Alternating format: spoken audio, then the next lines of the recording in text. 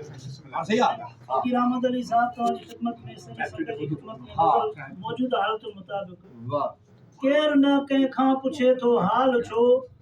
मोहब्बतुनि में आयो एॾो काल छो वाह फाइलातुन केर न कंहिंखां पुछे थो हाल छो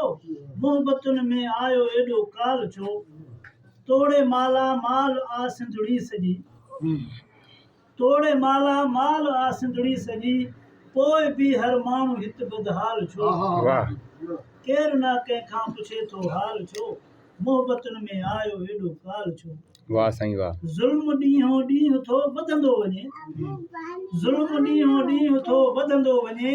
ज़ालिमनि खे आयो न ज़वाल छो वाह मुकर्रर मुकर्रर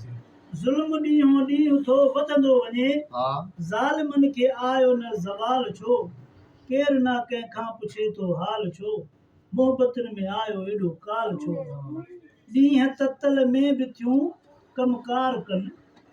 ॾींहं साईं राजा ॾींहं ततल में बि थियूं कमकार कनि औरतुनि जो थिए पियो इस्तेसाल छो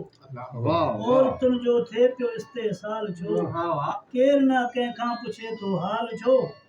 मोहब्बतुनि में आयो एॾो काल छो वाह वाह वाह उमिरि सारी सिंध लाइ लिखंदो रहियो वाह साईं अहमद अली वाह उमिरि सारी सिंध लाइ लिखंदो रहियो लिखंदो रहियो आ पिछाड़ीअ में कवि कंगाल छो वाह वाह वाह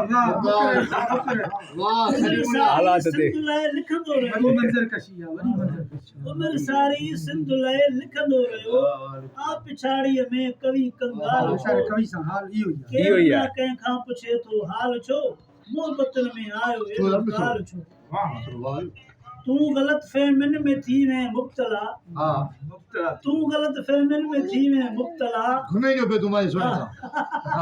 गलत नहीं किया हाफिज अता से गलती घुमे पियो तूं ग़लत फहमियुनि में थी वएं मुब्तला पाण में पैदा कयो कंहिं ख़ाल छो वाह केर न कंहिंखां पुछे थो हाल छो मोहब्बतुनि में आयो एॾो काल छो वाह साईं वाह वाह सही वाह बस